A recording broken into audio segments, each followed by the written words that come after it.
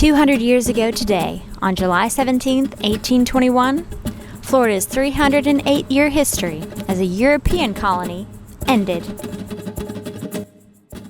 The flag of Spain came down at Pensacola as a Star-Spangled Banner rose to replace it. Andrew Jackson, Florida's new military governor, was in Pensacola for the ceremony. Twice before, during the War of 1812 and the First Seminole War, he took the ancient city at the point of a bayonet. The final surrender, however, was achieved with a stroke of a diplomatic pen. There was times 30 years ago when people thought this was the Jackson Oak where he camped under. This was Jackson's campsite. And, maybe it's just the further in time you go, it becomes much more distant.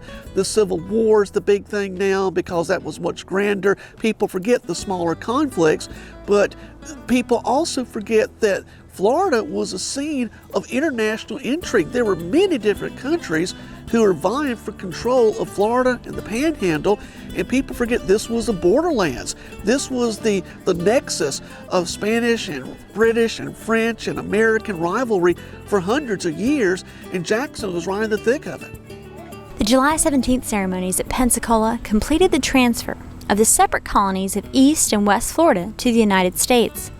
East Florida was surrendered to Colonel William King at St. Augustine. It was not until Jackson received the surrender of Pensacola, however, that all of Florida became American soil. The Pensacola ceremony came to life today thanks to reenactors from all walks of life. The boat is called Ozark, but it's not spelled like we spell it today. The original spelling of the word of Ozark today, which is O-Z-A-R-K, historically, during French times, it was A-U-X-A-R-C and pronounced Ozark. And in France, the O's, A-U-X, means of or from, and the Arc, or A-R-C, was a reference to the Arkansas Indians. So the French would say, where are you from? Well, I'm from Ozark. I live next to the Ogapaw or Quapaw Indian village there in Arkansas. Other activities this weekend included battle reenactments from the War of 1812 and First Seminole War, living history presentations, and more.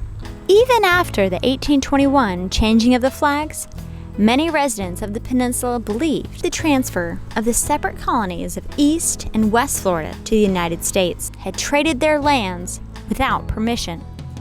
The vast majority of European or white people did not believe that Native Americans were civilized. They did not believe they were capable of mercy or of living a civilized life as they would have called it back then.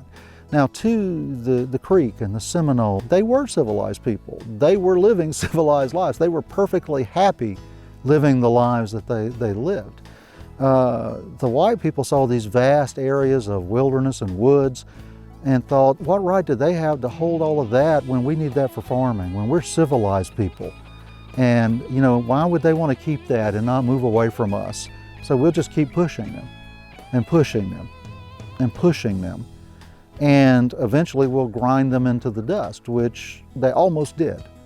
Long and bloody war continued between the United States and the Seminoles and their Creek allies until the very eve of the American Civil War. Learn more about the Creek and Seminole Wars on our channels at 2egtv.com. In Pensacola for the 200th anniversary of Florida's surrender to the United States, I'm Rachel Conrad for 2EG TV.